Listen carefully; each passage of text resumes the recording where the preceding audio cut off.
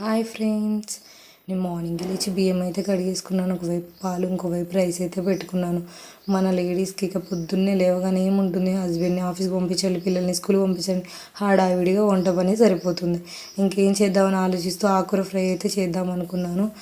ఇంకా ఆనియన్స్, పచ్చిమిర్చి, ఆకుకూర కట్ చేసుకున్నాను, కడిగేసి పెట్టుకున్నాను. ఒక బౌల్ పెట్టుకొని దాంట్లో ఆయిల్ కూడా పోసుకున్నాను. అంతలో మా పెద్దోడు అయితే లేచేసాడు, హాయ్ చెప్పాడు మీకు.